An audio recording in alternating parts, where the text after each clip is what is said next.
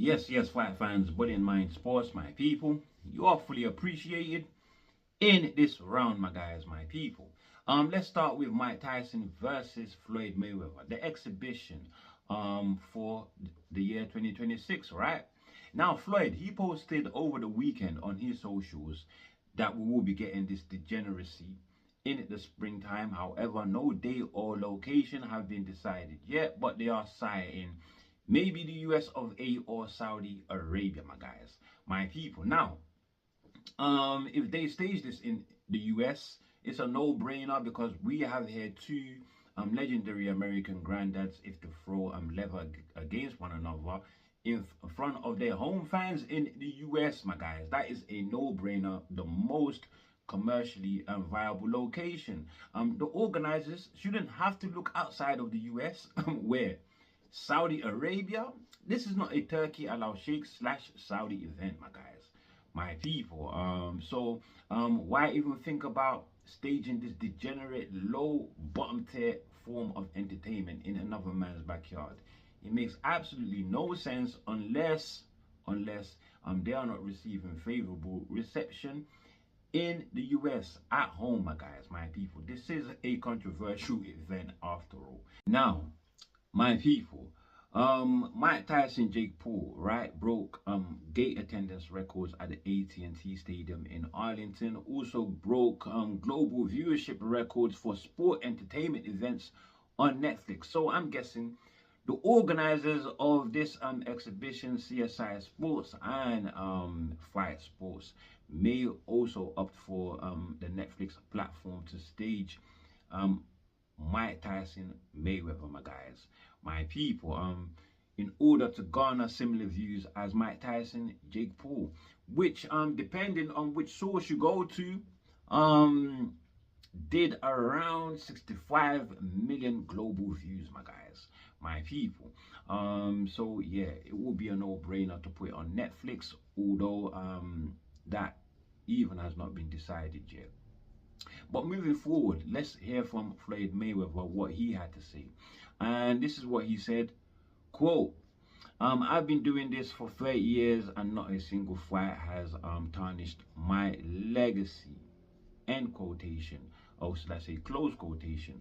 I would have to rebuttal that because I've never really subscribed to some people's opinions that Floyd Mayweather cherry-picked through his career, right? However, the fact that he has picked on Mike Tyson, I think is just pure exploitation. And that cherry-picking through his career thing is now starting to resonate within me because Mike Tyson, dear Lord, this is just pure exploitation of the aged, vulnerable, and famous. Why? Just for money? Nah, man, this is, yeah, exploitation of his lowest form, I would have to say. Of his lowest form, right? Even if Mike Tyson is in on it, and he is obviously doing it for the money. Mike Tyson, who said he was just there minding his own business, my guys, not troubling anyone, and he just wanted to pick a fight with him. So Mike Tyson there saying that this was all Mayweather's idea, my guys. It's not a shock to me, not a shock at all. Mayweather says this event will be legendary. I don't doubt, because by the time we get this, Mike Tyson will be 60, Mayweather will be 49 years old, my guys, my people. And for me, a bit too legendary, my guys, my people. So I'm out unless there is a strong undercard to support this event, my guys, my people. Mayweather also said this will be something for the fans. Fans ain't asking for this. I surely don't want this, my guys, my people. Now, finally, Mayweather said this will be big, and that he's not lying there, my guys, my people. In a world where Mike Tyson, Jake Paul hold the record for global viewership on Netflix, my guys, my people, anything is possible. And for Mayweather and Floyd to surpass that, it will not be a miracle at all, my guys, my people. Moving forward, Mayweather revealed to TMZ Sports 2026 he could be returning in a pro bout, my guys. Now, that is not for sure. It's not guaranteed, but he has been thinking about it. He says, and that has sparked off speculations as to who he could be coming up against as an opposition. I'm hearing Terence Bud Crawford. Now, let's stop there. Stop lying, because that's not going to happen. I'm also hearing Ryan Garcia. Ryan Garcia, though, although commercially viable, could turn out to be too young, too fast, too strong for a 49-year-old Mayweather, my guys, my people. Other names are Marius Barrios, who is seen as the weakest champion at 147. Now we're talking. Barrios does hold the WBC strap. So if Mayweather can return and defeat Barrios and do what Pacquiao couldn't do because he was denied by the judges, right, then it makes a Mayweather-Pacquiao 2 fight ever more possible, and it will be huge, bigger than ever, because there will be a belt on the line, my guys, my people. Pacquiao has been chasing this rematch since when he lost in 2015, right? And they were in talks to fight earlier on this year. However, they couldn't agree terms. Pacquiao wanted to fight in a real bout. Mayweather wanted an exhibition. My guys, my people, some silly exhibition. And the exhibitions are really getting silly now. Mike Tyson? Nah, disappointing for Mayweather. Now, my people, Lewis Crocker. What an absolute jammy dodger, my guys, my people. Absolute jammy dodger. He is now the IBF champion at 147, as we know, my guys, my people. But he really doesn't deserve to be there. His last 2 fights with Paddy Donovan ending in controversial wins for Crocker. The first one ended in a disqualification for Paddy Donovan after punching Crocker after the bell, and that called for the rematch. If you had seen Crocker's performance in the first fight, where he was getting absolutely dominated, his performance was piss poor. You wouldn't think he would do anything better in the second fight, my guys, my people. I totally wrote him off, but he surprised me that he wasn't coming forward, leading with his head and blocking punches with his face. Instead, he sat back, waited for the counter, waited for Donovan to make the mistakes, and then he capitalized, hitting the mark, dropping Donovan twice in the fight, in the third and somewhere else along the line as well. I can't remember. But it was only those 2 rounds where he dropped Donovan where I say he won. And even those rounds were close because Donovan landed more punches. So you could only credit Crocker really with just 4 rounds. The rest of the rounds I gave to Donovan. And Donovan, not only should he have won the first fight, but the second fight, definitely he should have won. So he's rather unlucky. He would have to rebuild, I guess. I don't know if that is fitting, because he didn't lose. He didn't lose. Totally unlucky. Well, anyway, time waits for no man. Crocker is going to move on as the IBF champion. He is 28 years old now with a record 22 wins, 0 losses, 11 via KO. Donovan, he took the hit.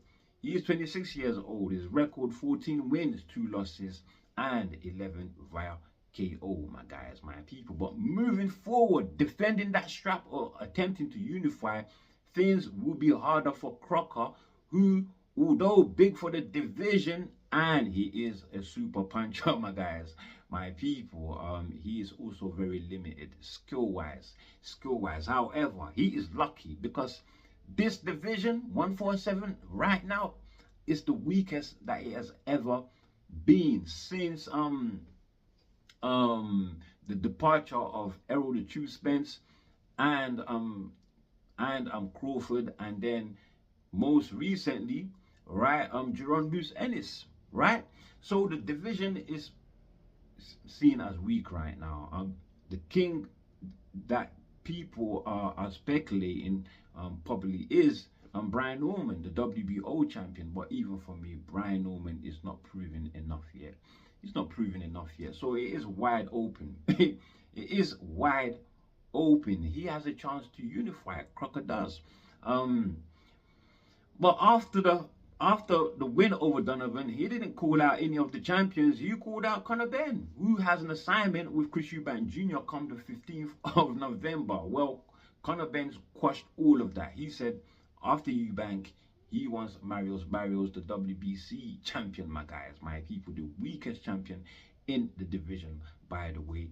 Crocker really should have gone for Marius Barrios, to tell you the truth, my guys, my people. But yeah, going forward, you know, it's gonna be harder for Crocker. So he's not gonna get to land that Benn fight. However, Eubank's cousin maybe there. Eubank's cousin, Harlem Eubank, who is going to be fighting on the undercard of their November fight against Regis Prograis.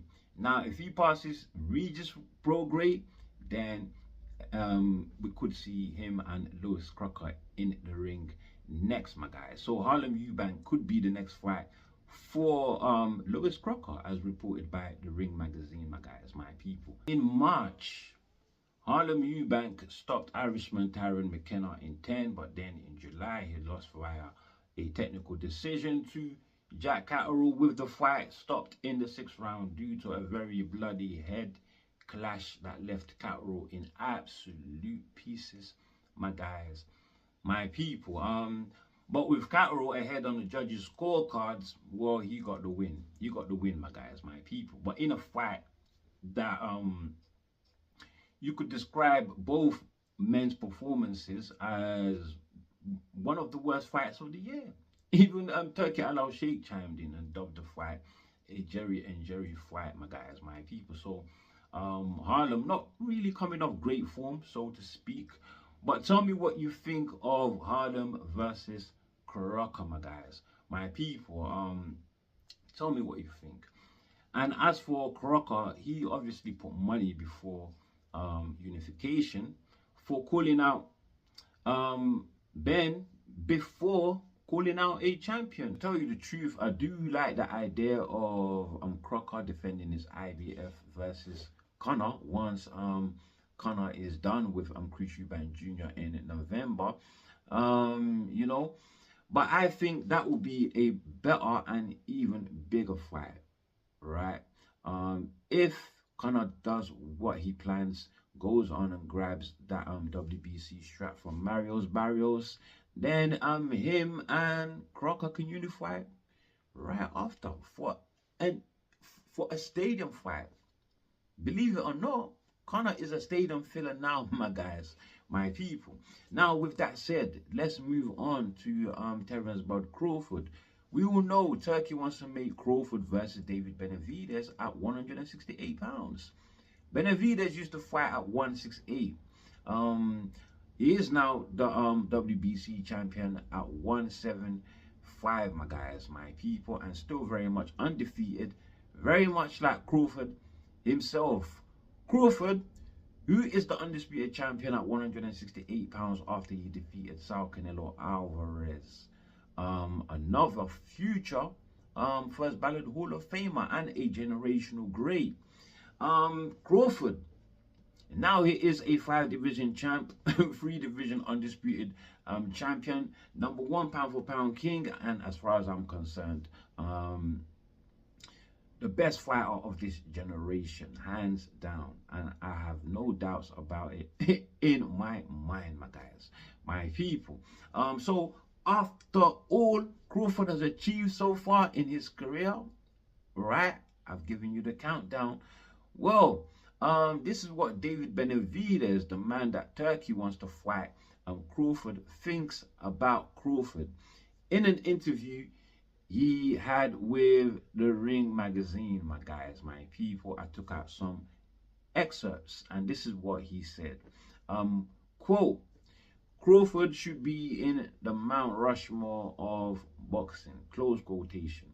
Now, I'm sure you guys understand Benavidez saying there, literally, that he places Crawford in the top 4 greatest of all time. Now it gets no better than that or higher than that when it comes to achievements in the sport of boxing, my guys, my people. So understand that Benavidez has maximum respect for Terence Bud Crawford. Respect from a real fighter to another real fighter, right?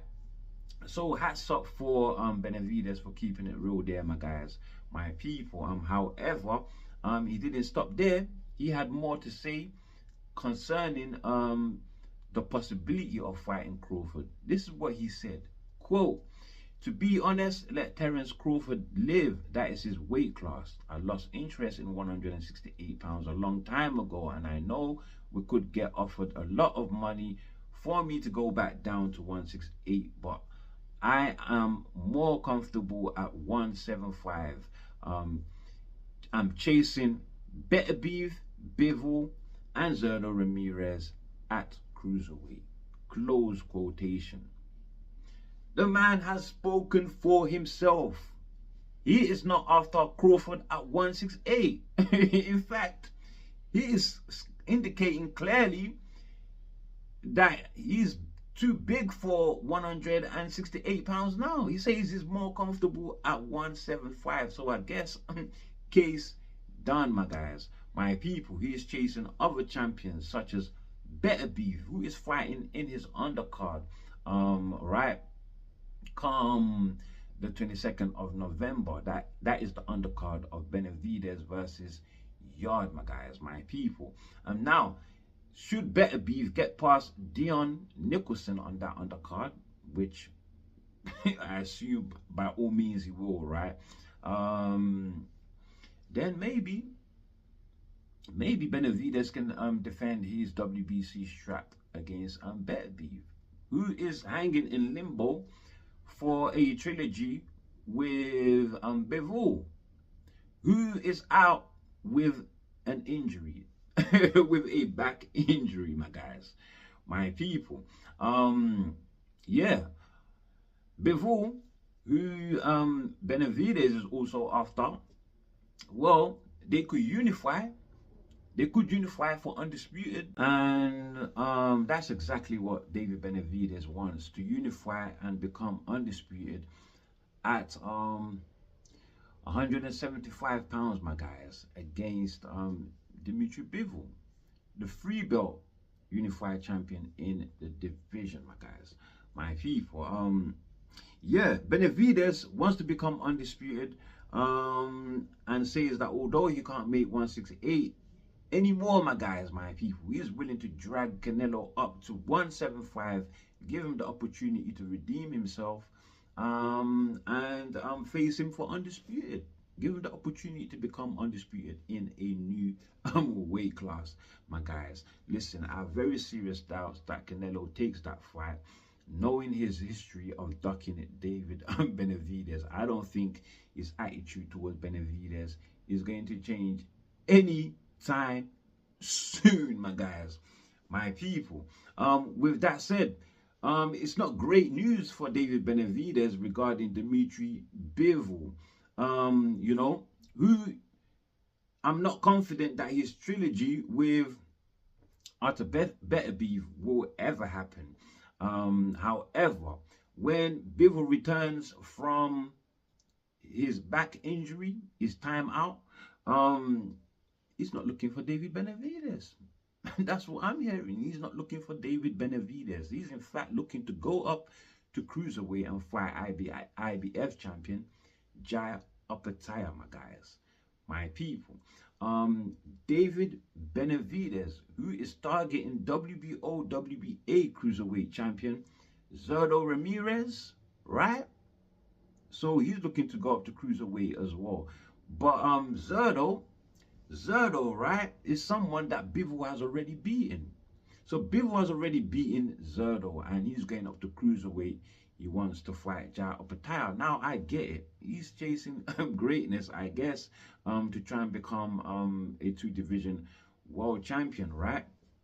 You know, so he's essentially ducking David Benavidez at 168, you might as well say. is essentially ducking David Benavidez, you might as well say.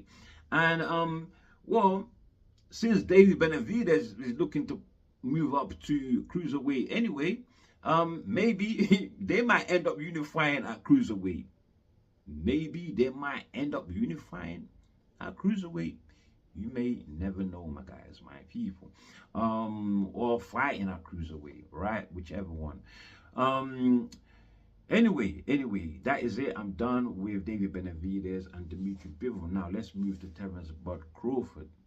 His plan, we all know, he's not moving back down to 154 pounds. In fact, he's vacated his WBA strap in the division, and the interim champion Abbas Baru has been elevated. And it's looking like Jamel Charlo, former undisputed champion, who is still the WBA champion in recess. When he returns, he will be mandatory to Baru. So he may become Baru's first title defense, but that is only if Charlo cannot reach an agreement with Errol Spence to fight. Errol Spence, who has not, well, both Charlo and Spence have not been in the ring for 2 years. For Charlo, that is since September of 2024, after his dominant loss to Saul Canelo Alvarez. And as for Spence, that is since July of 2024, after his dominant KO loss to Terence Bud Crawford. That was for Undisputed at 147, my guys, my people. You know, once Spence moves up, right, and if him and Charlo fight first at 154, then that would be Spence's debut in the division. These two fighters, former stable buddies, training under Derrick James. For one, Errol Spence is not with Derrick James no more, and him and Charlo, it seems they are not so buddy anymore, my guys, my people. After Charlo left some cryptic messages online saying fight coming soon, no friends in the industry, close quotation, my guys, my people. And he left an image of a lion with a shark in his mouth, and as we know, the lion, that is Charlo's tag, and the shark, that is Errol the True Spence's tag, my guys, my people. So as I see it, my guys, this is brewing up to be the perfect grudge match, if they can get it across the line. Although I'm not sure who Errol Spence's trainer is going to be on his return, my guys, my people. But tell me what you guys think on early thoughts, right? I've got Charlo getting it. I've got Charlo getting it, but tell me what you guys think right there in the comment section. Let's talk, my guys, my people. With that said, back to Crawford. So he's not moving back to 154. However, he will be moving down from 168 to 160, where he'll be trying to become a 6th division champion and possibly a 4th division undisputed champion. And the possibilities are looking great, because as we speak, the WBO and IBF unified champion Janibek Alim Kunali and the WBC champion Carlos Adames, right, they are in talks to unify. They are in talks to unify, and the promise is that the winner will go forward to face Terence Bud Crawford. Now that is absolutely super. When Crawford, I'm not gonna say if, when Crawford beats the winner of that fight, then he can unify for Undisputed against the WBA champion in Erislandy Lara, my guys, my people. I say let's do it. And I hope Turkey is behind all of this. I hope he's behind all of this, because when Turkey is involved, the fights just become all the more better. Bigger show, bigger purses, just a whole lot more, just a bigger event, my guys, my people.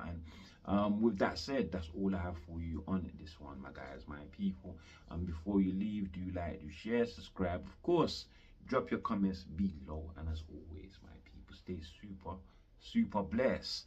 Thank you very much, my people. Stay blessed.